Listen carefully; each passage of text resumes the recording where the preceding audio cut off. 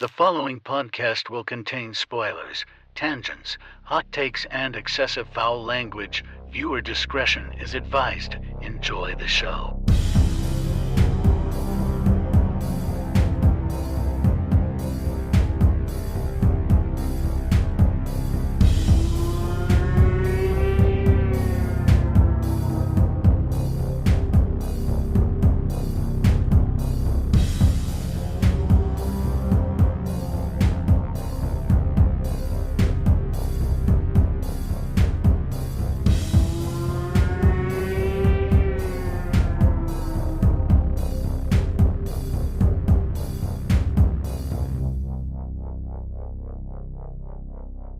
Hey guys, Austin here. Just wanted to preface this episode with a warning as there is a discussion on self-harm as it relates to Daniel Stamm's first movie, A Necessary Death.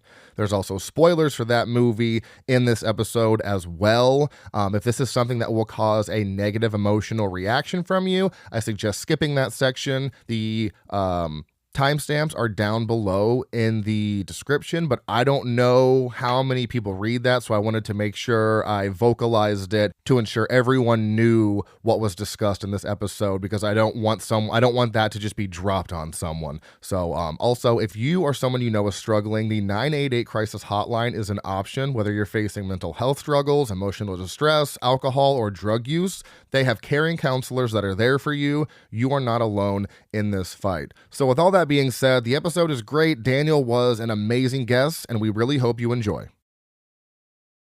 Greetings, horror fans, and welcome to episode 307 of Frightmares. I'm your host, Austin Proctor, and joining me today for 2010's The Last Exorcism is Cory Johnson. Heyo, heyo, heyo. And special guest today, director of the movie himself, we have, if I forgot to ask you how to pronounce your name, is it Daniel Stamm? I'm going with Daniel Stamm since I live in the US. In Germany, it would have been Daniel Stamm. Okay. I like that. Okay. So, Mr. Daniel here is, where'd my thing go? There it is. So, Mr. Daniel here was a little bit of backstory on him. It says you were raised in Hamburg, Germany, where as a teenager you hosted a radio show and also edited a youth magazine. He toured with a theater, studied drama, and published a play before he went to Belfast, Northern Ireland as a peace worker. 2 years later, he returned to Germany to go to film school and studied screenwriting at the, I'm so sorry I'm going to butcher this, Filmadakime Bad. I can't even say it. I'm so sorry. Even with Austin, even within the land of butchered names, that was pretty out there. Yeah, it's called Film Academy Baden-Württemberg. There we go. Yeah. Okay, and he wrote a TV movie which got nominated for Germany's most prestigious media award and directed a documentary on rock musician Nick Cave. Daniel then moved to Los Angeles and graduated from the American Film Institute's directing program. His thesis got nominated for the ASC Award. In the following 3 years, he made short films, wrote songs for local singers, sat on a festival film jury in Kosovo, became a certified hypnotist, and hitchhiked across America. In 2008, Daniel's first feature film, A Necessary Death, premiered at South by Southwest in Austin, Texas, before winning the Audience Award at AFI Fest later that same year. His second feature, The Last Exorcism, the movie we're talking about today, premiered at the Los Angeles Film Festival in 2010, was distributed by Lionsgate, and grossed over $65 million worldwide. The film and or its actors got nominated for the People's Choice Award, 2 Independent Spirit Awards, and an MTV Movie Award. It won an Empire Award as well as awards in Sitges in Toronto? Sitges? What is that? Sitges is a genre film festival in Spain. Oh, wow. Yeah. So this movie's been all over the place, winning all sorts of awards. I didn't know that until I looked it up, and that is highly impressive for especially for a found footage movie, because I feel like those get looked past a lot. So for that to win all these awards and gross all that money, which is pretty amazing. So how did Lionsgate get involved? Were you kind of searching for distributors? Did they see it at South by Southwest? How did they get involved to push the movie out for you? Well, we had Eli Roth as one of the producers on the project, and he basically constructed this bidding war, this classic thing where you get a copy of the movie to all the big film studios, and then you press play. You have assistants there, and you press play at 2 p.m. in all the studios, and then whoever is making the highest bid the fastest. And we got bids from several studios. I think Fox was the one that wasn't interested at all, and all the other ones made some kind of offer. And Lionsgate was the one that committed to 3,000 screens and to $16 million in marketing, and it just was the best offer possible. So that's how they got involved. And then they own the movie, and they come in and tell you what they don't like about the movie and what they want changed. And that was mainly with Lionsgate the ending, because the original ending of the movie was a completely different one. Oh. It was kind of what I loved the most about the movie when I read the screenplay. I thought the ending was amazing, which was basically, if you've seen the movie, in the end, they are all like in the forest and they see the demon. And in the current version, they all kind of get killed trying to escape. But in the original version, they survived. And the last scene was our preacher, Cotton, back at his church. And he was now surrounded by thousands of believers. And he became this like super big deal in the evangelical movement because he was the one who had gotten a demon on video, and we had the VFX demon, and the company had done a beautiful job of suggesting the demon in the fire, but just barely so. But basically what it was supposed to be was that you were supposed to wonder, wait a minute, did I just see a demon, or did I fall for a huge marketing ploy by this man who has laid out all his tricks for us, how he's using sound and shadows and suggestion and this and this and this to make people believe in demonic activity. And now in the end, he's using us as the audience and the documentary team that he has brought to basically like film the grand finale of his marketing video. Wow. And the idea was that you basically have the audience exit the theater the same way that they came in that the believers go like, I just saw proof, I just saw a demon. And the cynics go like, oh, this was just religion being used for financial gain again. And that you wouldn't even know if you had just seen a horror movie, because it could be argued, no, you just saw a character study about a fake exorcist who's pretending to stop working as an exorcist, but really is just getting started and is ready for the big time. And I just loved that. Wow. And of course, three quarters of our budget went into this ending because it had hundreds of extras. It had the only big VFX shot in the whole thing. And then we had it done. And I already knew that Lionsgate, whoever bought it, would probably take issue with it because I had shown it to 10 friends. That's how small everything was back then. You showed it to friends. There was no big test screening or whatever. Right. You just brought in whomever you could get. And they watched it. One of them was like, this is the most amazing ending I've ever seen. And 9 of them said, we have no idea what just happened, what we just watched or what. And I learned that you can ask a question and not answer it, but you have to be clear on the question that you're asking. Mm-hmm. What we were kind of doing with this ending was like, we weren't even clear on the question. People were like, wait, do you want us to wonder if maybe, and I could not fix it. Like even now, 15 years later, if you put a gun to my head and said like, come up with a better ending or make that ending work, I couldn't. And no one else could back then. And that kind of opened up, or had opened up even before Lionsgate had bought it, like this discussion where the craziest ideas came out. So we just left it as it was. And then, of course, when Lionsgate came in, they were like, we need a different ending. And the discussion started again. And when we literally arrived at someone saying, I talked to my cousin about it, and my cousin feels like blah, blah, blah, blah, blah, the ideas got so crazy that I thought I gotta grab something quick because this is getting out of hand. Let's do, the best of the bad versions that we have, which was then the one that you saw right now, because Lionsgate gave us half a day. I didn't know that existed. I didn't know there were increments of half shooting days. I thought if you get a shooting day, you get a shooting day. But they said you get half a shooting day to reshoot this ending. And that's basically when we shot the ending that you see now, that they are running away and they are getting butchered by the believers. And then we shot this one scene that's earlier in the film where we see that our possessed girl has drawn pictures and put it on her wall, which is basically the predictions of what will later happen. And then you go on the press tour around the world. And of course you can't say, guys, I fucked up the ending. So sorry. You have to pretend that every second of this movie is a work of genius and exactly how you pretend, because you don't go out there with a Lionsgate movie and say like, it's only 90% good. The ending sucks. So that kind of hurt. But then I would say most people do not love the ending, and I understand why, because it just feels like a completely different movie. The people for whom that ending works, I just want to hug them and kiss them, but they kind of appreciate it, I think, for how out of left field it comes, for the same reason that it's not part of the same movie. And you can either appreciate that or not, but that's basically what happened. And then after Lionsgate had bought the movie, at some point I came into the editing room, and the two Lionsgate executives were there, and they were sitting there with their fingers stretched out, and they were counting something on their fingers. And I asked them, it's like, what are you guys counting? They were watching the movie, keeping count of something.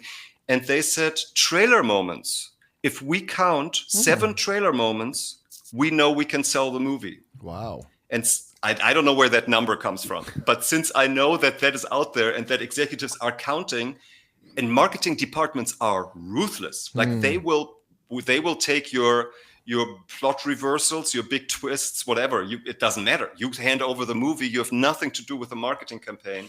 And whatever they want to reveal in the trailer, they will reveal in the trailer.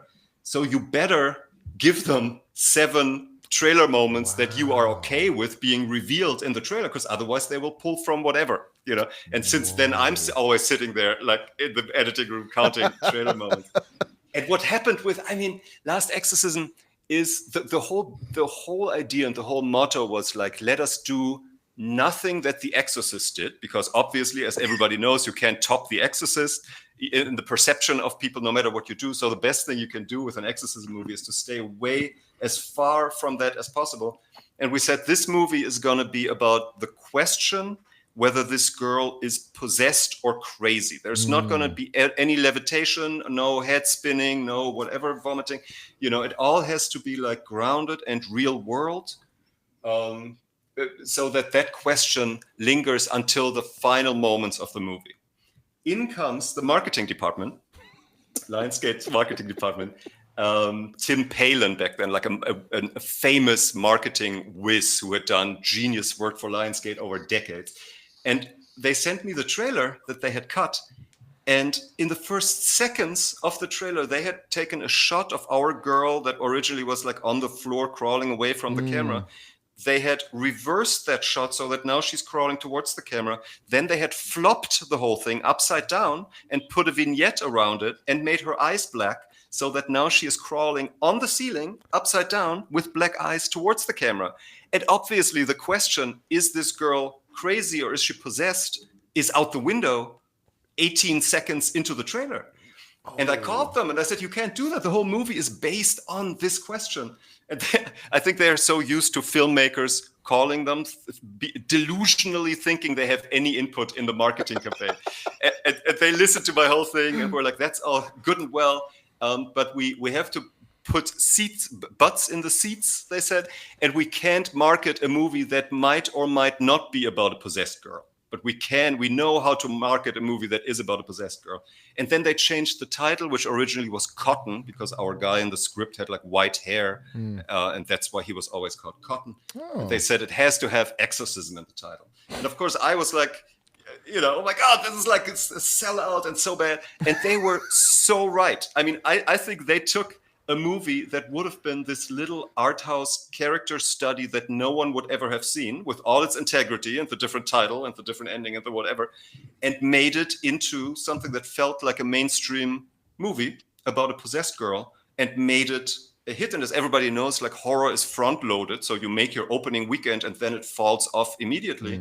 So you can kind of trick your audience slightly. And if that's what they have to do, because the marketing department is being handed a movie that is hard to be marketed for what it is, they will come up with a better version of what it is. And they literally tricked the horror audience into watching a little art house character study and thinking they're watching this huge horror movie. And what that led to is that the real horror fans, most of the classic horror fans that I'm meeting, hate The Last Exorcism with a passion, because they were bored out of their minds for an hour and a half, because the trailer was already ahead of the movie by an hour and a half. At the beginning of the trailer, they already arrived to where the movie takes 90 minutes to arrive. So of course they are bored out of their minds.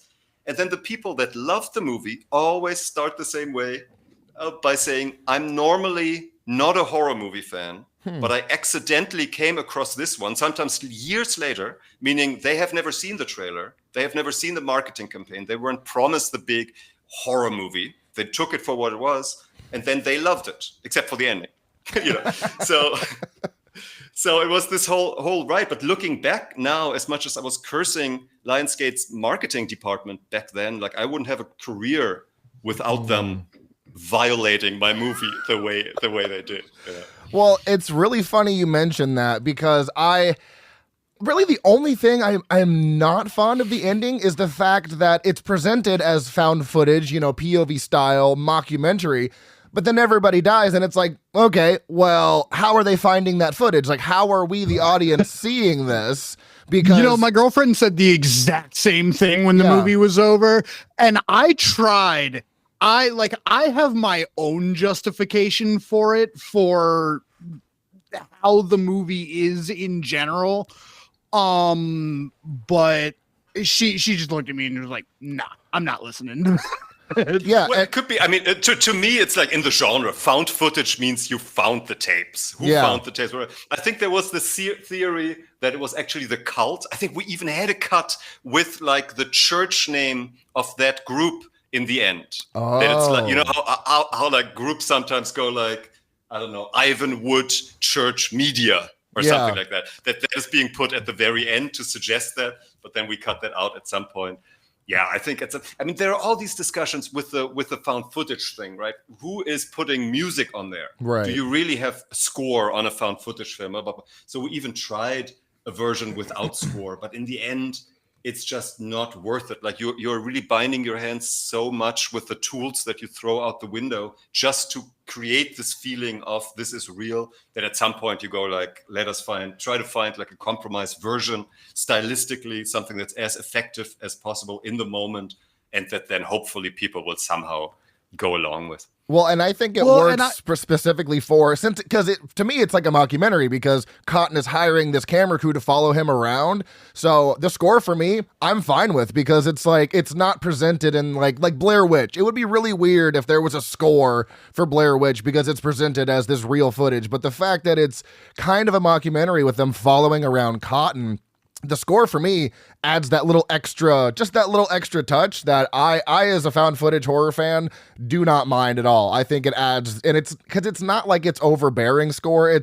It's used when it's needed and it's effective, and I appreciate that. So of course it would make, just to appease Cory's girlfriend, of course it would make slightly more sense with the original ending, where the documentary film team actually survived and put this together. Right. They would have put score on there, right? Yeah. But now with the new ending that they all died and someone just found the tapes, that they went out of the way to either license or compose music for it is maybe slightly, But I mean, Nathan Barr, who is just a genius composer, who did the Hostel movies and The Great, and he is so secure in his handling and genius of music that he can do very reduced stuff. You know how if you creatively collaborate with someone, it's my experience that the really good people have very little ego because they are so secure in their craft. And the people that are difficult are the people that are insecure and that are always like, and since I'm insecure myself, I always really value when I'm working with people that are not. And Nathan Barr just was so the perfect person for this. And he's always excited to try new instruments. And he has, this sounds crazy, but you'll appreciate this as horror lovers. He has a human femur flute. So there's a flute, a bone flute out of human bone that he has in his repertoire of instruments. So some of the score was made with that, and then he has an organ and all kinds of stuff that he just experimented. And that's why the score is like as minimal as it is, but it is effective because Nathan Barr knows what he's doing with that stuff. Okay. A human bone. I think that's the first time I've ever heard of a human bone instrument. Okay. So speaking of speaking of people that were perfect for the job, I just want to ask, because every single actor in this movie was just acting their pants off. It was so good. How hard did y'all go with the casting to find those people? Because it was so perfect. Thank you. Yeah, I have very strong and arrogant opinions about how found footage should be approached. And I know that other people might disagree. I think, and someone said that, I'm just quoting one of the actors from my first movie that was also found footage. He said, reciting lines and making them sound fresh as if you're saying them for the first time, and actually making up dialogue in the moment are two completely different parts of your brain. And I think that is very true. Like, there are great actors that can make a line dance off the page, but for the life of them, they can't improvise anything, right? And then there are great improv people that as soon as they try to make a line come to life, you will just see and hear that it's on paper, that it's read off of paper. And I think what a lot of people are doing that are doing found footage movies is that they are either, the worst version is they are mixing the two styles. And if you then hear it, everything that is a line is like just standing out at you. Or they are completely doing scripted lines, because I think it's such an unheard of style to just do improv. And what we did is we had the script that was rewritten by David Burke, who's a great actor who wrote Elle and got Isabelle Huppert an Oscar nomination, and just great. He rewrote the script within 4 days into something completely different from what it was. And had this immaculate script, and the actors to this day have not seen the script.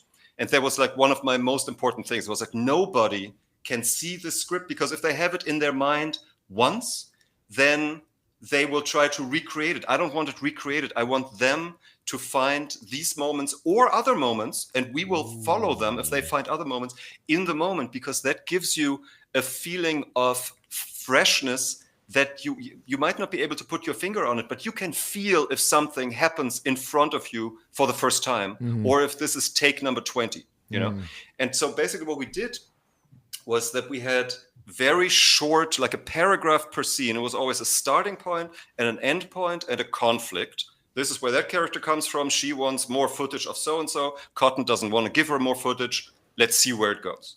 And then we do a long take. And sometimes these takes were like 20 minutes long, you know, forever. And then we whittle it down. And I go like, that was a great point. Touch on that again. But always with new dialogue. Never recycle words. Once they are spoken, do not use those same words again. And of course, that process, for one thing, it's the most rewarding thing in the world, because you come in and you just end the day with having received all these gifts and all these moments that you yourself, filtering everything through your one tiny little mind, would never have gotten to. And you can, I think, just feel the organicness of all these different creative filters having come together with all the contradictions and all the differences and all the little moments, you know, but it's real and it's in the moment. But of course, the starting point, see, I'm getting passionate right now. The starting point for it all is the casting. Yeah. You are not looking for actors that are, and that's why it's great to have found footage where you don't want recognizable faces anyway, you know, but you're not looking for actors that are doing a great job reading lines. Maybe they are, I wouldn't know, because I've never worked with any of them with a script. But I know that so for Cotton, for example, we just said, please prepare a sermon. And here is, just please prepare a sermon on this and this topic, whatever it was.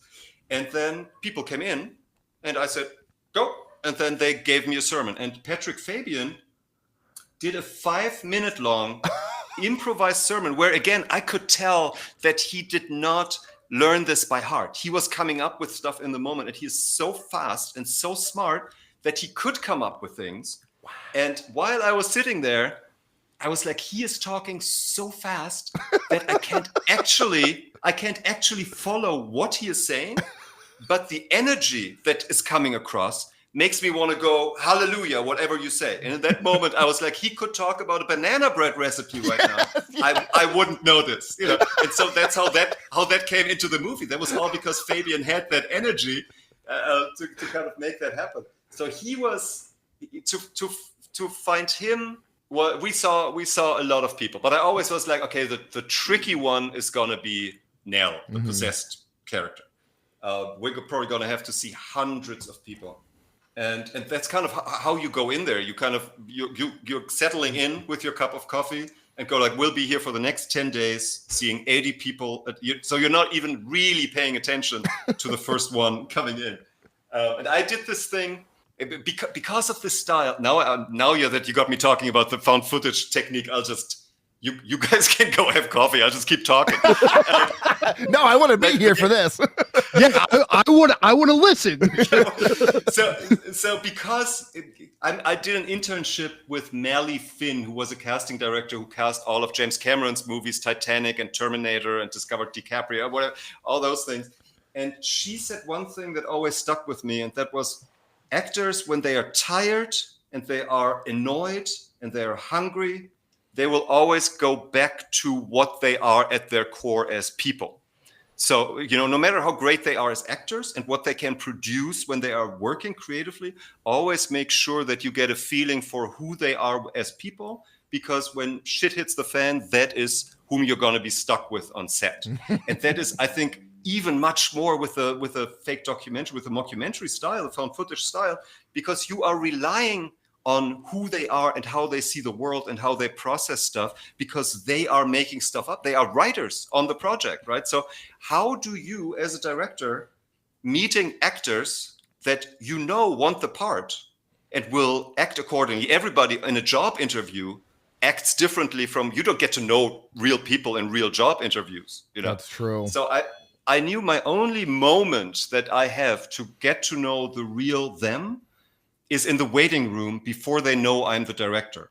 So I was always sitting in the waiting room pretending to be another actor who is going in for the audition. And then I would chat the actors up and kind of see how they react. And Ashley Bell came in, and Ashley Bell was, remember how I was ready for the next 10 days of seeing 800 people? Ashley Bell was the second actress that came in, number 2. Wow. And she was, I think she thought that because I was so chatty, I think she thought I was a really nervous novice actor. So she, in the waiting room, was so sweet to me and calming me down. And that they are in their heads in that moment anyway, because they are preparing to go in for an audition, for a job interview. So you couldn't fault anyone if they said, dude, leave me alone. Can you shut up for a second? I'm trying to concentrate, And for someone to be like as giving and as generous and as tender and sweet and supportive as Ashley was, like I knew I wanted to work with that girl when she was walking into the room, and I was just praying that her performance would hold up with like who she was as a human being, And then we did an exorcism with her. I had a friend, actually the protagonist from my last movie, he came in and just kind of read with the exorcism people, the actresses that were auditioning for Nell, and improvised an exorcism. And she went, basically what you see in the movie is what she did in the audition. Like, I can't take any credit for that. She just went up the walls. It got crazy in there. It was this feeling where it's like, this room is too small for what is happening here right now, because you are caught in here. This girl might be possessed. I don't know what's happening, but she might be possessed. And the only thing, like, she had this very Southern accent where I was like, wow, it sounds great, but it's almost like too much. It's almost like too much what you expect, the Southern whatever. And she had that in the waiting room outside too. And then we talked afterwards, and suddenly the Southern accent was gone. And she had acted this. I mean, I'm German. I don't have a good ear for American accents, but I completely bought it. Like, I had no idea that she was born and raised in Los Angeles and had totally studied up on this Southern accent, because she had read it. It was all set in New Orleans. So she was like, okay, I need a Louisiana accent. And she had done it.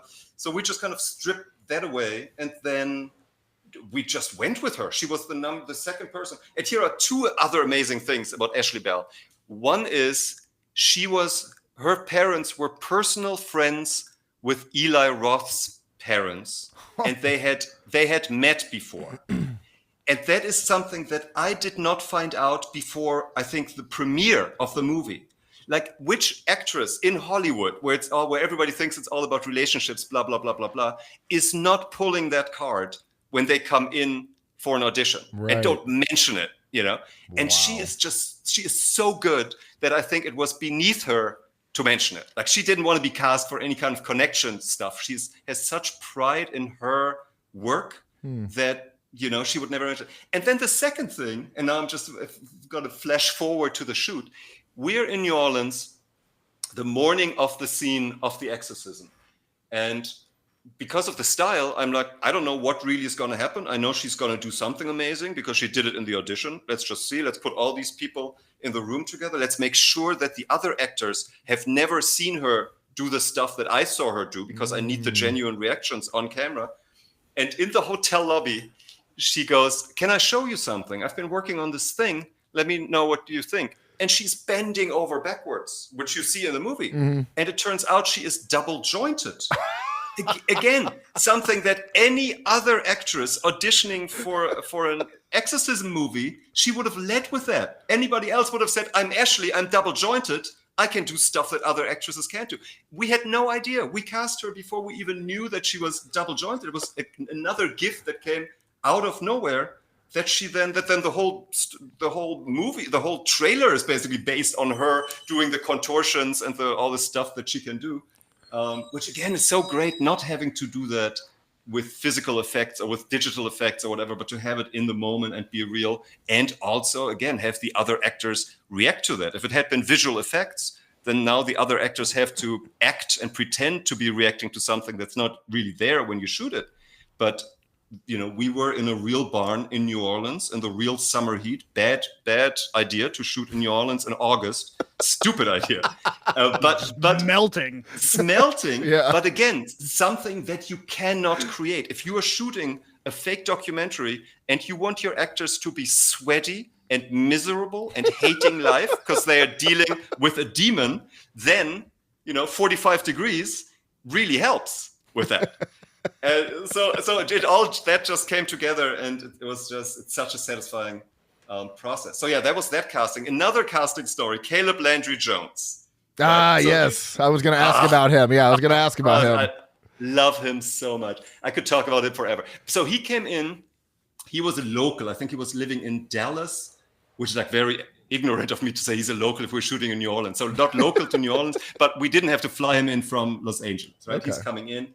And he is stoned out of his mind, and it's not like the sentences there. He's slurring all words, and sometimes he's just pausing and just staring into space, and then he says something that has nothing to do with what we're talking. And it was but he had that unhingedness to him.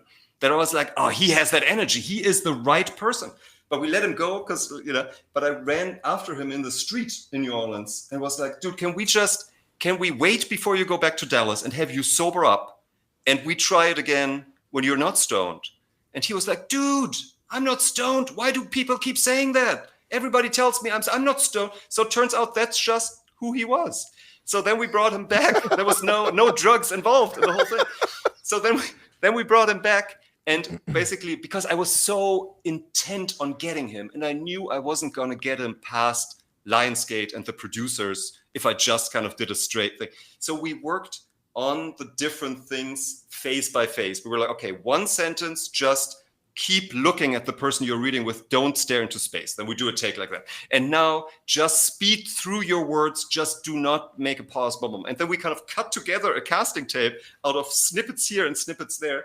Sent that to the producers who thought it was all like one moment and one kind of continuous take, and great, he was cast. But on set, it was like some actors just are like that. Some actors are very technical, and you can give them the slightest adjustments, and they will intellectualize it, and they give you exactly what you asked for. And some actors are just a raw volcano of dancing, unpredictable talent, and you might get nothing for 37 takes, but when you get something, it's unforgettable. And that was Caleb Landry Jones. Like, Caleb has very little screen time, unfortunately, but I think we spent more time with him than with any other actor, because every take was completely different, but everything was interesting. There isn't a dull moment in what this man does. That's why he's so watchable, you know. And then when it is the take that you want, it's 1,000 times better than what you even thought you wanted. And it's so rewarding, and it's worth every second. But it's fascinating with actors in general, but especially in the fake documentary space, because different actors work so differently. Yeah. You know, and that would be fine if you have a scene with just that actor, but how do you make two actors work together well in a scene that work very differently? There are first take actors that give you their best take, and it's fresh, and it's either great or it's not, but it doesn't get better from there. And then there are, like Caleb, take 37 actors, but by that time the other actor has already gone home, you know. So how do you sync those guys up? So you really have to like get to know these guys. And it's really, when people always say it's like a marriage, like you better, whomever you work on a movie with, you better be ready to marry them, because you will be stuck in a working relationship that is so intimate and so deep, like nothing else in your life. I think that's totally true. Like you really have to pick people for the team that you want to surround yourself with when you are in a submarine that is stuck at the bottom of the ocean, because that's basically, you will get to that point with any movie where you're like, this has all been a giant mistake. I have no idea what I'm doing. How do we get out of this? That's when you turn to the people around you, and you better love them and they better love you, because otherwise you're screwed. That's a very, very interesting way to put it. And I do think they all work very well together, because everyone has slightly different energy, but they all mix very well. And what I find fascinating about some of the actors that have been in your movies, like Patrick Fabian, he went on later to do Better Call Saul. So that's what I knew him from. And I was watching Better Call Saul, because I had seen Last Exorcism years before that. And I always wondered, I'm like, what do I know him from? And I never looked it up. And then upon rewatching Last Exorcism, I'm like, hey, there's the connection. That's what I know him from. And even, Caleb Landry, right? That was his name. I just spaced out. Yep. Yeah. Caleb Landry Jones. Yeah. He went on to do Get Out with Jordan Peele. And you had another guy that was in 13 Sins that was in Nope with another Jordan Peele joint. So I love seeing all these actors in this little small found footage movie that did so well, and then seeing them in these I'm just like, wow, you guys have. It's just such a fascinating difference to see them in a mockumentary type movie, and then like a traditionally shot movie. I think it's very fascinating. Yeah, that's to me fascinating about Patrick, because Patrick is very much, in the best possible sense, a TV actor. You know, he can, and you know that in TV you have 2 takes maximum. You better nail it, because you got to move on, because you don't have time. Yeah. So Patrick is one of those technical actors that will deliver exactly what you ask him to deliver, can do the slightest adjustments. So he's kind of the furthest away from what I would have been looking for Last Exorcism. So that he has these 2 talents is something very, very special. With Caleb, one last Caleb story. When you deal with Caleb, you always have the feeling there is some genius in madness, for sure madness, but also some genius in that man. And I was always like, I can't put my finger on it. What is it? And then Ashley said, have you heard his CD? And I was like, what do you mean his CD? Oh yeah, he's made an album. And she gave me like a burnt copy of the album, which I think has never been released. And it is the best Bob Dylan. If it were a Bob Dylan album, it'd be Bob Dylan's best album. But it's all songs that he himself wrote. And one is better than the, and I was like, there is not that he's not a fantastic actor, but there is the genius that we were all feeling. And it's in music. And how ironic that he kind of goes as far as he goes in acting. It has that kind of hidden talent that nobody knows about. That's amazing. Okay. And Lewis Hertham, I could talk about these guys forever. So Lewis Hertham, who is the father, Nell's father in the movie, and was then in Westworld. Mm-hmm. Yep. And he has this very rare quality in that he is a very manly man. Like he has authority, if he wants to. But he also, there's something in his eyes that is incredibly fragile. Mm-hmm. And I was always like, same like with Caleb, with the genius. I can't put my fingers on it, but somehow this man has seen tragedy. And I didn't know why, but I was like, I need that man. That's exactly whom I need as a father who is ready to shoot his daughter to save her from the devil, where he can get really dangerous if you're up against him, but he does it out of pain and out of despair and not out of viciousness or anything. And then much later, I don't know if it was during the shoot or after the shoot, Lewis told me that both his sisters had been murdered when he was a teenager. Both his older sisters were hanging out with some friend who I think turned out to be a drug dealer, and someone came by and shot up that whole house because of drug deal stuff. And they were just at the wrong place at the wrong time, like 18 and 19 or something like that. And I think he was 16 or something, and lost both his sisters.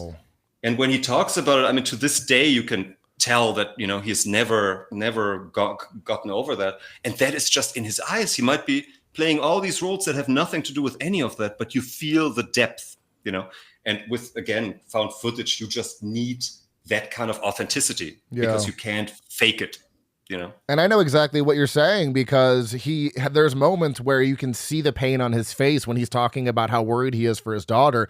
But then you have that moment when he comes after everybody with a gun shooting at him. You're like, oh, this man means fucking business. Like, okay, noted. So specifically speaking about how the movie was shot, I always like to ask this when I have directors that have done found footage. Was there ever a script that involved it being shot traditionally, or was it always slated to be a found footage-y kind of mockumentary style? See, I wasn't the initial director. The initial directors were, now I forget their names, which is so unfair because they wrote the original script and they're lovely people. I don't know. So basically, they had written the script and they were ready to shoot it, and then they had an offer to do a Will Ferrell produced comedy, The Wedding stuff. If you look them up on IMDb, they are credited because of Writers Guild stuff. They are the original writers, so they get the credit.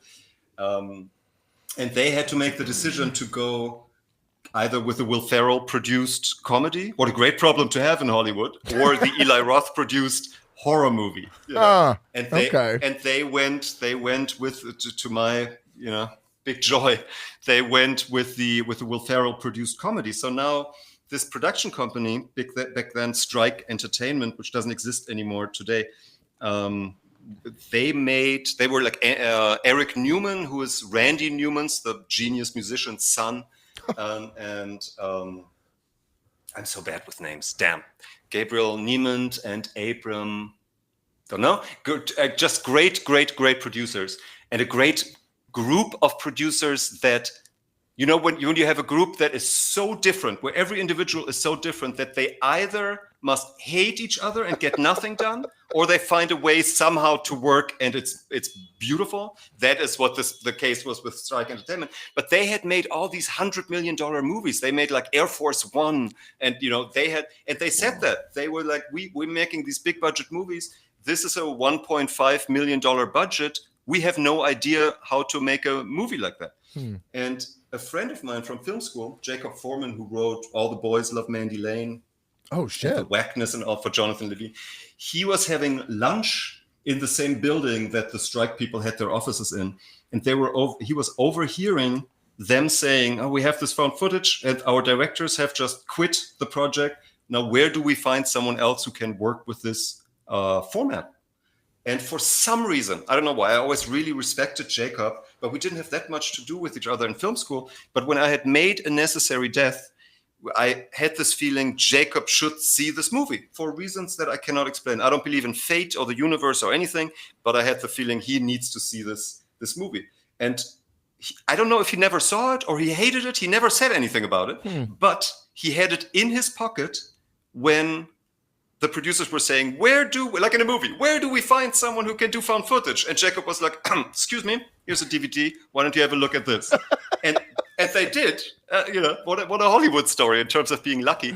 And A Necessary Death is not a horror movie at all. It's a drama about a documentary filmmaker following a suicidal guy from first preparations to final act kind of a thing. It's like dark, but it's not a horror movie at all. But they saw the style and they said, we want exactly that style. And that's how I got the meeting with them.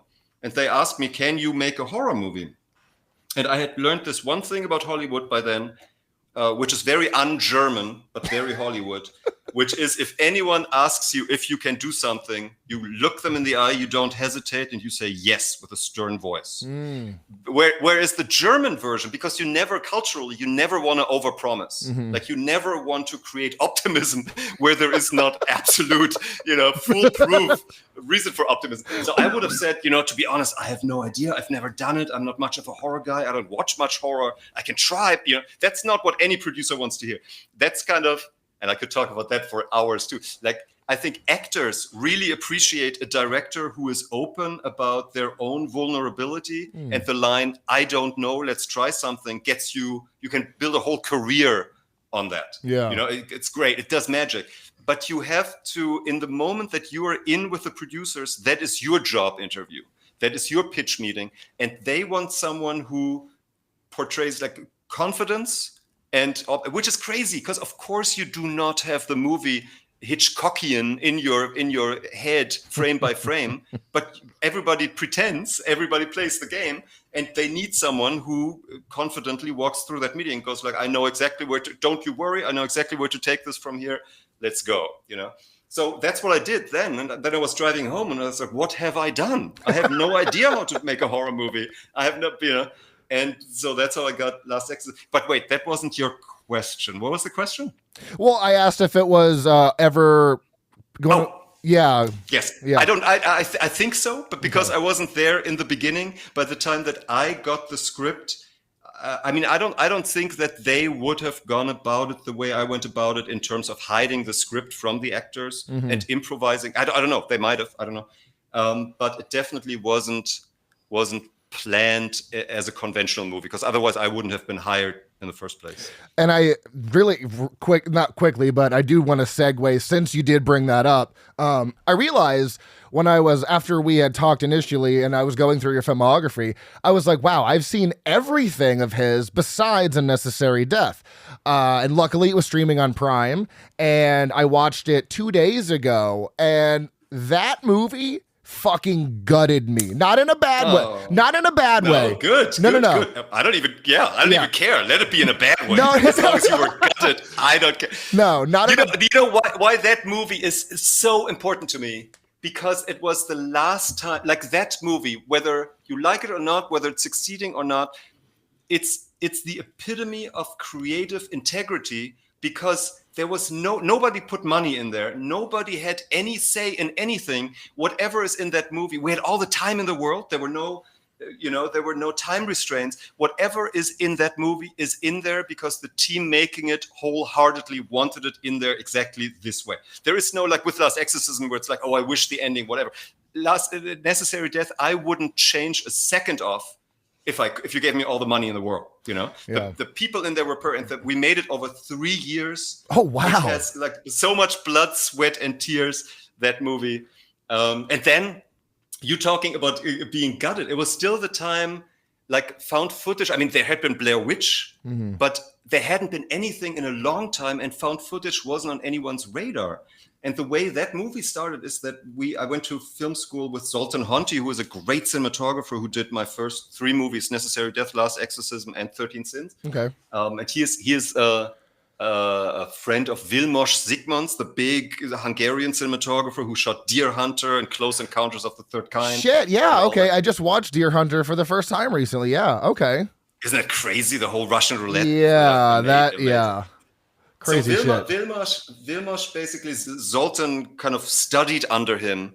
And then when Vilmos got older and had like health issues and had to stop a movie halfway through, out of all cinematographers in the world, this multi-Oscar winning cinematographer said, I only want Zoltan to finish my movie, nobody else. That's the cinematographer that I went to film school with, who shot my thesis film, and a great guy. And he, in his cinematography class, their teacher had told them, make sure once you get out of, there were 2 influences. So the cinematographers were told, call your director friends every day and insist that they're shooting a movie. And that's exactly the right thing, because all of us went off to write our scripts, our $200 million space opera during the French Revolution on Mars movies that no one is ever going to finance. No one is ever going to make one of these movies. and the producing seminar that we had, they said, when you're done with film school, go through the inventory and see what you have access to. If you know a great actor, write something for that actor. If you have access to a great camera, write something that you can do with that camera. If you own a helicopter, do something with that, like that. So Zoltan literally did call every day and said, "Are we shooting anything yet?" And I'm like, "No, Zoltan, stop calling. I have nothing."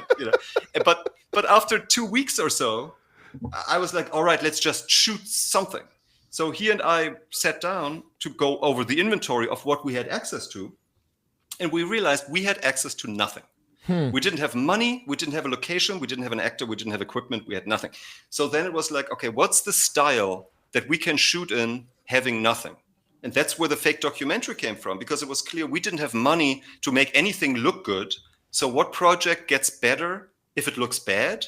Fake documentary, because it at least looks real, right? And it can be home shot on a whatever. So that's where that whole thing came from. Then we shot this thing, and I took it to a film festival in Kosovo. And it was playing there, and I didn't introduce it or anything. It was just playing. There wasn't a big plan, I think, to sell this as a real thing. There wasn't like a master plan to whatever. But what happened, it was a cut that our editor, Shilpa Sahi, great editor, she's in India now, but she had put together that I hadn't seen, which is always how you want to see your movie for the first time on a big screen during a festival, if it's a cut that you've never seen before. Perfect. But so I saw this cut, and I hadn't seen it in a long time, and I was like really impressed with myself, or with the whole team. I was like, this is great. This works. This is authentic. This is, clearly someone must be giving us an award anytime soon. And the movie is over, and there's complete silence. And I had watched other movies that weren't that great, in my opinion, were pretty mediocre, get like rave reactions from the audience, standing ovations from the audience. So I was like, this is a great audience. The movie works. Let's see. Complete silence, complete and utter silence. And I'm walking down to kind of do the Q&A and go like, what's happening? And I'm looking around, and in the audience, there are these little islands of people where someone had broken down, and their friends were like tending towards them. And next to me was a girl sitting on the floor with her hands in her face like that, rocking back and forth, and tears running down her face. And that was the first time when I realized they do not know that these were actors, that this was a movie, that this was not a true documentary with a guy that just shot himself on camera. And just when I realized that, this girl comes from, like in a movie, comes jumping into frame, grabs me, an American girl in Kosovo, grabs me, shakes me, and screams at me, "You murderer! You shouldn't be allowed to make movies." And her boyfriend is grabbing her and pulling her off me. And it was this nightmare. And the festival organizer, so we quit the Q&A. There was no Q&A. It was just all too whatever. And the festival organizer is coming up to me and going like, "Whatever you do, do not go outside. There is a mob gathering to deal with you." And I mean, I don't know what "deal with you" and a mob in Kosovo means, but I don't know if I would have survived that version, And then, so that night from the hotel, I called my team, the others, and reported back. And they were ecstatic, because they were like, "Well, that's the level of authenticity we've been working on for 3 years. Isn't this great?" And I was like, "No, you don't understand. Like, if it was as if you had dropped a bomb on these people, and they were asking you, 'Why did you do that to us?' And I had no answer. It was like, because I could, because I wanted to see if I could. So it felt bad. And I was like, we have to change this ending so that there's a little bit of an idea that it might not have been real by the end of this movie. So then we did change the ending, because the original ending was, see, now I don't even remember. In this ending, he dies, right? Everybody dies. In the ending the ending that I saw, they close the garage, and then you hear 2 gunshots go off. Right, you go in, and the suicidal guy has passed away, and then I think it was the I don't remember his name. Filmmaker. Yeah, the filmmaker. Gilbert. Gilbert. Yeah. There we go. Yeah. So yeah, he's dead. So we shot 2 endings, and in one ending, just the documentary, just the suicidal guy dies. Okay. And I think what it was, there's this built-in feeling with an audience, I think, that there must be universal justice somehow. And because our documentary filmmaker has manipulated the suicidal guy into killing himself, he can't just get away with it. And when that ending was, it felt very real because there was no Hollywood ending. There was no twist. There was no, oh, isn't this smart? It's just like you saw it going towards this, and now there it is, and now the movie's over, and people just couldn't deal with it. So then we changed the ending to this new ending that has a little bit of a twist. I still really like it, but it has a little bit more of a written feel to it. And then we went to South by with it, and we were like, let's just see how this plays in the US if we don't tell anyone that it's not real. And kind of the same thing happened. There was one woman that ran out halfway through, threw up, and came back in to shout at us at the Q&A. And we brought out the actors. Yeah. And there was this kind of collective, because people thought they were all dead, and here they were in the flesh. Wow. But people were so angry. You would think they were like relieved that these guys are still alive. They were angry. But because of that, of course, you need a scandal to make a movie blow up. So suddenly we were this movie that you had to have seen because at South by there was a scandal and there was blah, blah, blah. And then we won AFI Fest with it, and then that's why we got my manager, and that's blah, blah, blah. That's how that Last Exorcism came about. But yeah, so good that you were gutted. It still has its chops then. So I have another podcast. It's a sobriety podcast where I talk about my journey in sobriety because I used to have an addiction. That addiction actually led me to attempt my life. So watching watching this, I was just like, it just related to me on such a personal level because I could see how good that actor was at conveying how he didn't want to be here anymore. So I connected to that. But then that ending where the documentary filmmaker also dies, and I was just, because you hear one and you're like, okay, got it. And then you hear two and you're like, hold the fuck up. And they open the door, and I was like, oh, I never saw that coming. So I think I just related to it in such a personal level because I am a survivor of self-harm. But that movie was so incredibly good. And that was the only one I hadn't seen from you. So now I've seen your entire filmography. Yeah, well, that means. Can I ask you something? This might be like too serious or too dark. No, go ahead. So there is a very tragic story connected with all this in that at South by there was one kid, if your movie has like one mega fan, that was him, Hunter. Okay. And he was like a teenager who had seen this movie and just thought it was the greatest movie he'd ever seen. And if you make your first movie and there's your biggest fan, I was like, I'll get you a poster. We kind of had this personal relationship. He came to visit me in LA, and oh wow. And he was great. He made a documentary for his school. He had to interview people, so he made a documentary about the making of A Necessary Death and interviewed all the people that were involved in the making of it and all that. And then I'm location scouting for Last Exorcism, and my phone rings, and it's a number I don't recognize, and it's Hunter's mother, who can hardly string two sentences together, and it turns out Hunter has killed himself. Has hung himself, like 18, had just gotten into some college that he really wanted to get into. And it's like unclear what if it was, she thought, but maybe a mother has to think that it wasn't on purpose, but it was like an autoerotic whatever thing. Yeah. And he came in and asked her if he could have the coffee table, and she said no, I need it. And he was kind of in a huff and walked upstairs, and 20 minutes later she checked on him and he was hanging in his closet and couldn't be revived. So then we went to his memorial in San Diego with the two main actors, and at his memorial they are screening his documentary about this movie about suicide. And we are sitting there and we were like how responsible are we for this? And his father, whom I'd never met, he is like acting weird. It's as if he is like partying. He's like so over the top, happy, and inviting people to drink with him and blah, blah, blah. A week later, you know where this is going. Yeah. Hunter's mom calls, and no, he has hung himself. The father has hung himself. God. And then, so we then met a couple of times because Hunter had shot a short film that he hadn't finished, and that it meant a lot to his mom to finish that short film. So Shilpa, our editor, was kind of working on that short film, but then she had to go to India for some family emergency, and the whole thing was delayed and delayed and delayed. And I get a call from the cousin of the mother.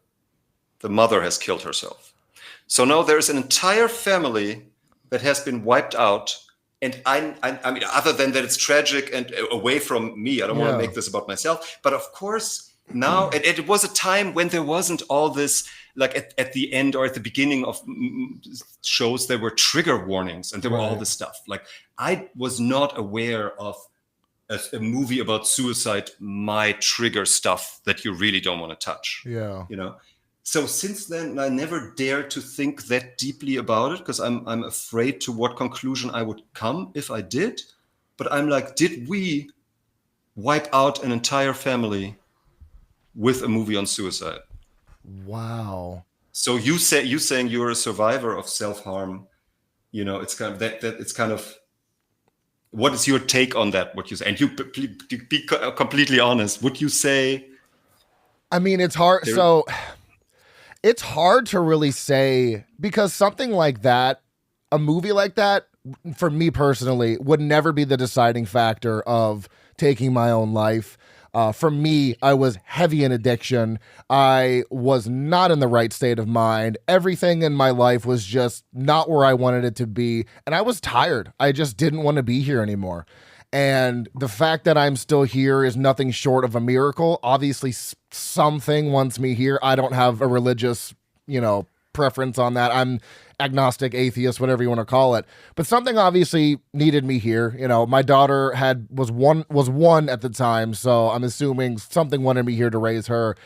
But any external movie or something like that would never, personally on me, would never sway my opinion like, oh, I think I need to do this because of a movie. I don't, a movie like that would never, if anything, it would probably have the reverse effect on me. Like, hey, I need to take stock of my life and find the good things and get back on the right track. I think for me, it would have flipped my complete life around and been like, this was tragic. I don't want, because him and his relationship with his mom, oh my God, just like, I don't want to tell her that I'm sick. I don't want to tell her about any of this. And like watching that, it was like, yeah, I can't believe I wanted to do that a couple years ago, because all of these people would have no idea why. I wasn't sick or anything. So they would just be like, why the hell did he do this? And having all those people never get the answers to those questions really hit me. And I was like, I'm glad I'm still here, because all of those people in my life would be wondering what the hell even caused this. Because all I said in my note was, I'm sorry. What a dick thing to do. Like, that is the most sad, pathetic suicide note.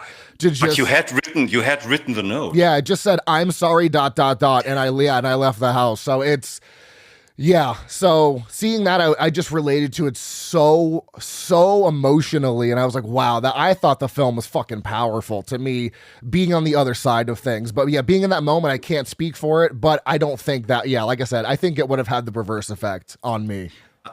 And obviously Hunter knew that it wasn't real. Just what I'm always thinking is, we were so trying not to be judgmental, not to be saying, that when this all happened, I was like, maybe we should have been slightly more judgmental and not quite so, it's your personal choice to do whatever you. I was working with, now we're just all these stories I've never told anyone. It's funny that comes out. But so I was working with another casting director, and when I made that movie and I told her about the movie, and she said, oh, I would never make a movie like that, because I would just feel I'm inviting these things into my life. Huh. And I was like, what a nonsense, superstitious thing was that. Flash forward, my aunt is getting exactly that brain tumor, dies of that brain tumor. Hunter kills himself. His whole family kills himself. Years later, my father kills himself, talking about not leaving a note. He could have written like exactly what you're saying. Wouldn't you write a paragraph to let people off the hook and tell them it wasn't your fault? Yeah. Why didn't he do that?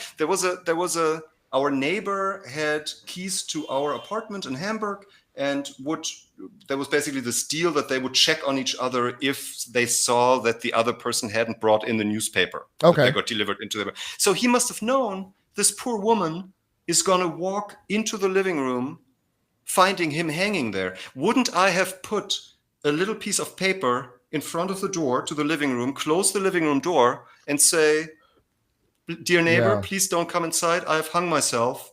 Boom. It feels like he could have, and he was a kind man. So how did he not write a note to me? How did he not write a warning note to our neighbor? But then when you're saying you only said, I'm sorry, you can maybe understand that mindset. Yeah, because for me, I just was completely I was out of my mind. I was drinking heavily, and I was on antipsychotics while I was drinking, which horrible idea. So I was in the worst place mentally that I've ever been. And you're not thinking clearly. I was also hammered when I left the house because I didn't want to do it at the house because I didn't want my wife to come in and see my fucking head everywhere. I didn't want her to not be able to live in that house anymore. I didn't want her to see me. So I went to a public park where someone else would see me and the cops would get called. With a gun in your backpack. Yep. Gun in the backpack, you left the house, and then what happened? What was the moment why you're still here? A gun jammed. No, Austin, no. I never used the gun. I probably hadn't used it in 3 years. I never cleaned it. I never used it. It was just there for home invasion, and it just clicked, and then I opened my eyes and was like, but I didn't feel that because I was wasted beyond all belief. And then called my wife just in tears and then got Baker acted, which was fucking awful. Don't recommend getting Baker acted. What does that mean? Baker acted means you get taken to a psych ward against your will for 72 hours so they can mentally evaluate you. Whew. Worst 72 hours of my life. Oh my God. But that sounds appropriate in your case. If there ever was a case, right? They have to do that. They have to keep you on like a suicide watch. So that way they mentally evaluate you every day. So so it's something that and even Gabby was like, I can't believe you only said that. And I was like, I know, you'd think I'd write, I'm a talker. I am a very vocal person about everything. But in that moment, I didn't know what else to say because I didn't have the words to say it or the mental capacity to say what I should have said. I just said, I'm sorry, ... big letters on my computer screen, left the house, turned off my location on my phone. And so it's a pretty wild story. I can't believe you pulled the trigger and the gun jammed. Like, I don't know if I know anyone who's been that close to death. Yeah, wow. I think about it now, and I just think about, I looked up the odds of, guns jamming. Obviously, the less you clean it, the more likely it is to do that because there was a bunch of dirt in the barrel and in the mechanism, and it just, it was, like I said, I hadn't used it in probably 3 years, so I attribute it to that as to why it jammed. But yeah, I just sat back on the bench and had no idea what to do with my life. It's like, I'm here. I'm gonna if I'm going to be here and be alive, then I'm going to, try and do something with my life. And then that's when I got sober. And now I'm 8 months sober on Friday and doing a lot better than I was back then. So yeah, that's why I think, and I also watched that movie at the perfect time because I am in a much clearer head. So watching that on the other side of this, nearly 3 years after I did that and 8 months sober, I was just like, man, this is and that's a very bold first movie because it is kind of a touchy subject, but I like how you do kind of go back and forth. Everyone in that movie, except for the director of the documentary, it's very conflicted about doing that. And and it feels so weird to talk about movies now after we've gotten to does it matter? What do the movies matter? But obviously the director I could relate to the most because when you come out of film school, you are at a place where you're like, I have to do something for people to notice me. And if it's the last thing I do, because I will live or die with this career. It's not like a normal career where you're like, if it's like, I must make a movie or I will die, So the ambition and where the gray zone is, like almost like his ambition leading him into darkness is almost mirrored in my ambition making this movie. And in the end, caring to hurt people, but not enough to make the movie suddenly disappear right. and never show it to anyone. It's a gray zone how far you go and how far you push the envelope. And I was always like, I want to be able to justify what he's doing. And Gilbert, who is just literally a genius IQ-wise, he could argue all of this stuff. Like he could have committed genocide and sit you down and go like, here's why I did it. And you would come out of it and go like, good point. You know? and it was like that with that guy. Like if there is someone who has a brain tumor that has almost zero survival chance, and he is going to die in great pain, and you only met him because he has decided to not go through that pain, and then the only reason why he now wants to live is that he fell in love with your sound girl, with your ex-girlfriend, and you know it's not real. You know her, you know she is not in love, but you also know that the circumstances don't allow her to say that to him because she doesn't want to be the reason he now kills himself. So you have this whole situation that also, as collateral damage, makes your documentary go out the window, because if he's not going to kill himself, you don't have a documentary, and your mother has mortgaged her house to pay for your documentary. Everybody is just suffering. Then yes, that little push that he is, that could be said to be dark manipulation and very selfish, does help you, but it also might help everybody else, so we kind of wanted to keep it slightly there. But apparently people, exactly what you said, like people thought of him as enough of a villain that it needed that ending where he pays for what he did. Yeah, because I never saw that coming. I and I was like, oh man, I was like, it's like such poetic justice, for it to end that way. And then of course I love how the camera just turns around and does this just kind of slow thing, and then it ends, and I was like, good God. I mean, I was almost in tears. I was like, this movie just hit me on such a level. And I like the fact that, so Letterboxd, I don't know if you know about Letterboxd, but it's a place where you can rate movies. This is a 3.3 out of 5, which first of all, for the material that's presented in it, is an insane rating, but also for a mockumentary style movie. So it's very well received. And that's why I watched it, because I read the synopsis and I was like, I don't know about this. But I saw the ratings and I was like, okay, it's not just going to have that rating for no reason. And I'm glad I watched it and it was streaming. Yeah, because it's on Prime. I think it's on Tubi. It's all over the place. It's on a few places. So I just love that that's how you started your career. And then that's how you got the job on The Last Exorcism. You came in because you had kind of done that style before. And I don't think... And to be fair, not just me, right? So there was a whole team. It was like Zoltan as the cinematographer. It was Shilpa as the editor.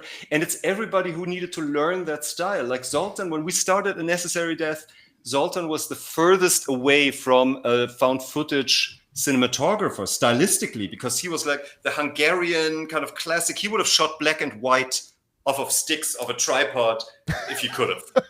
Color is already, anything past Citizen Kane was already like modern rubbish kind of a thing. So to now grab him and go like, here's a video camera that we want to look like a video camera, and also can you please not hold it steady and not frame it perfectly?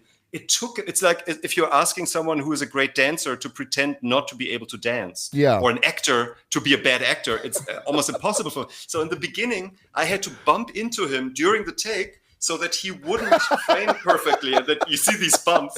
And then like a week into the shoot or something, he was like, "Oh my God, I get it! I'm listening to the dialogue." That to him was a groundbreaking, because cinematographers don't listen to the dialogue. They're so involved with the frame, what's happening there, that, and for him, and you could see that in the first scenes, that he's like, someone is talking here, and then something's happening there, and the camera stays here. I know.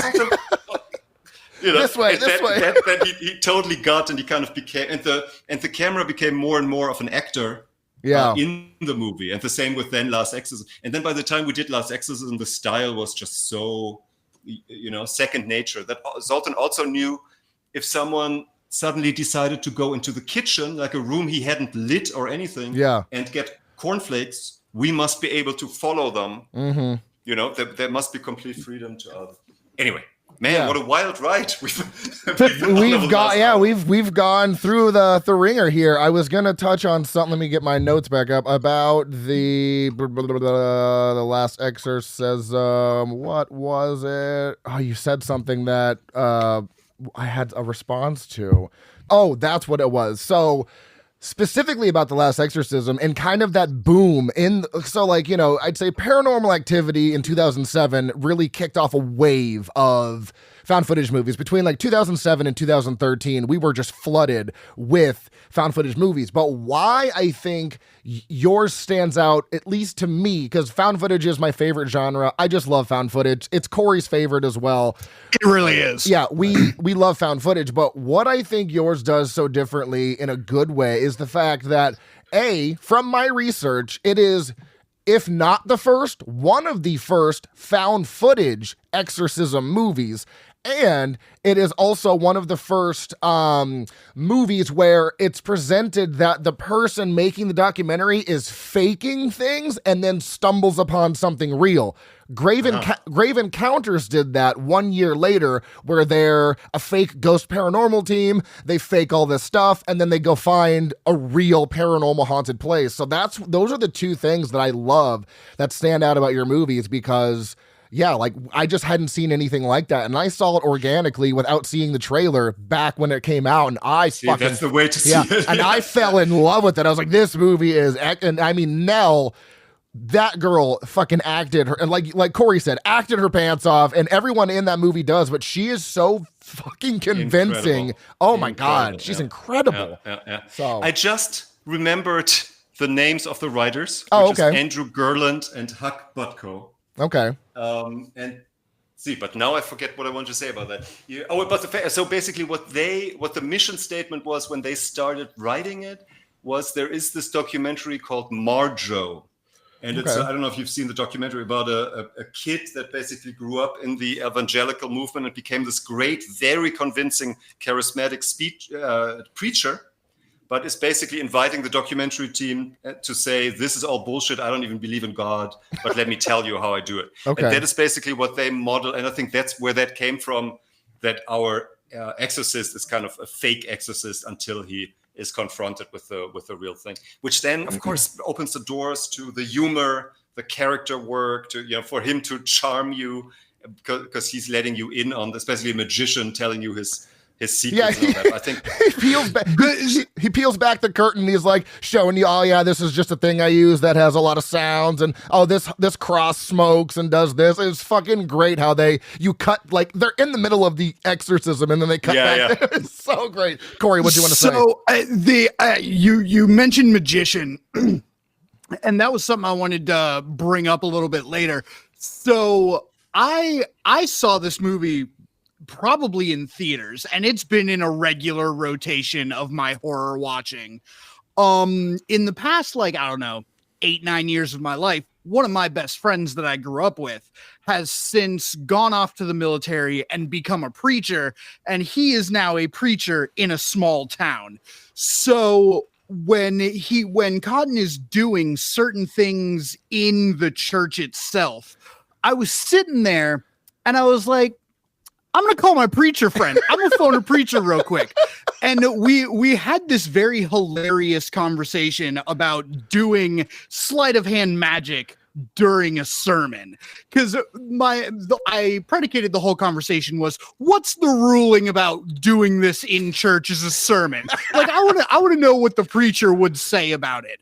And in that conversation, it actually gave me a much deeper appreciation of the movie, because Cotton's whole thing, the whole premise of the movie is he's a faker going about it, and then he gets wrapped up in this whole situation. And I don't know if the sleight of hand magic was intentionally supposed to be this deep, but the thing my preacher friend Matt said was he would never in his own sermons do sleight of hand magic, because sleight of hand magic in its very nature is deceptive in itself. Yeah. Like it's meant to trick the mind going in.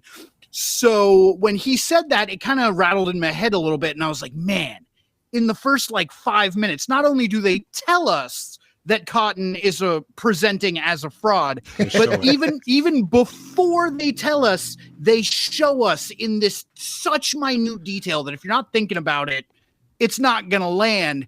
And there's so many of those little micro moments throughout the movie that it gives it that air of I very clearly know this is not a real, this is not a real documentary, but it gives you just those little flakes of oh man, authenticity. Yeah. Is this real? Yeah, exactly. Yeah. So great. Of course, I have the worst memory, so I do not remember where this idea with the cards came from at all. Evidently, the idea must have been there before because we brought the props. Okay. Because a lot of with the found footage stuff is literally that you get up in the morning and you gather and just see what the day brings, and half of it you make up. And Cotton's sermon was definitely that, because these extras that are sitting in the church are all real parishioners.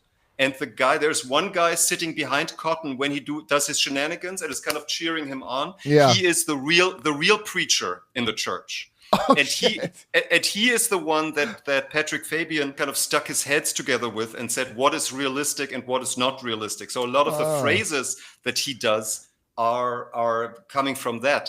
But what is, I think, the main difference to a conventional movie is that in a conventional movie, you just need to have everything minutely prepared, right, which is hard and a lot of work. And in the fake documentary, you make up for that through the courage to appear on set and say, I have prepared nothing, but I trust the film gods and the people that I have cast, and there goes casting again, that this group of people will come up with something that I will drive home tonight and go like, what a spectacular day. And that is what happened every single day. Wow. And with my German pessimism, every night I'm like, oh God, tomorrow will be a catastrophe, but today was spectacular. And you do that until you learn nothing. You do that until the very last day of the shoot and go like, why did I not enjoy this more? Because it was like, it's self-evident one day after the next. So I don't remember the card trick at all. And I love the parallel that he's basically admitting to deception right away before anything else, and not just by showing his own tricks, but by performing magic. It sounds like more in depth than we were at the time, as an idea. But again, that the props were there, or maybe it was in the original draft that Andrew and Huck wrote, and they went that deep and that smart. And I just, superficial dude that I am, didn't even think that deep and just brought the cards on set and we just shot it. I don't know. I love that. Yeah, because there is such a level of authenticity to this that if it were, if they were presenting this as real, like, and they do the text on screen beforehand, like this footage was compiled from blah, blah, blah, but I didn't think that this needed it. I liked how the natural story progressed. But it should, even if you don't go that route, the style needs to live up to that kind of scrutiny. It should, if you put that on top of there, ideally, that's, if we were successful is a different thing. But of course, that's what we were striving for, just like with Necessary Death. That if someone wants to believe it's real, there shouldn't be anything in there that takes that away from them. Right.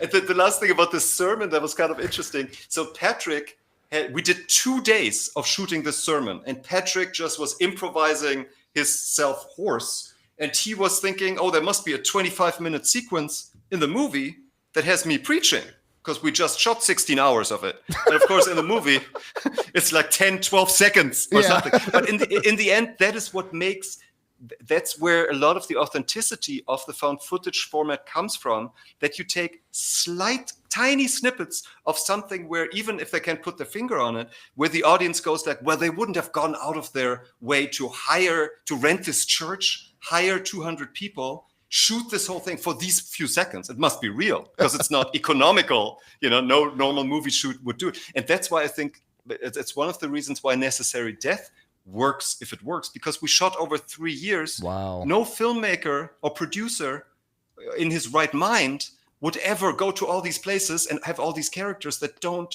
really tie into what a narrative would have them tie into. Right. And that's why it feels like a documentary, because it's vignettes and splinters of a reality kind of a thing. Yeah, I love that whole speech when he's like, I could talk about my grandma's banana bread recipe, like you mentioned earlier. And then he goes in there and he's like, can I get a hallelujah? And then he kind of looks at the camera and winks. And I was like, the humor was there. Well, plus he did it, because these people sitting there, they had no idea what the scene was about. They were just reacting to the preacher. And when they all go like, hallelujah, it's because they genuinely didn't realize that he was just telling them a banana bread recipe. I mean, the proof is in the pudding. He did it right there. He's great. I mean, Patrick really is a unique talent. Oh, goodness. I only had one more question. I don't know if Cory, you had anything else. I think we pretty much covered everything. I mean, and more. My only other question is, outside of like a few little details, it's like, okay, that thing's obviously fake. How much did y'all do research into like demonology? Because one of the things that stood out to me is when they go up into it's either a room or the attic, I can't remember which, and there's all that stuff painted on the walls. Normally when you see that in a movie, it's usually somebody like went on Google Images, like typed in demon images, and it just compiled like just gunk to put up on the walls. Whereas y'all's stuff, it was more repeating symbols, and it wasn't like 100% gibberish. Like if it looked like it had some thought behind it. Well, and Abalam is a real demon that is like companions with Payman. Payman is the demon that they use in Hereditary. So like these are real demons. And there is the symbol of Payman on the wall. Yeah. And when you circle back with all that, you're like, oh, this is like somebody paid attention to this. Was that just already in the script, or was that something extra you guys did? One thing that surprised me when I got into filmmaking, and that was kind of very different from what I thought it was, I thought every detail that is on the screen the director must be aware of, must have been a big discussion, must have boom. There is so much stuff that I only discover in editing or in screening it, where some department head did their job and never made a big deal out of it. So the signs, for example, again, I did no research. We had during the main shoot, we had a fantastic prop department.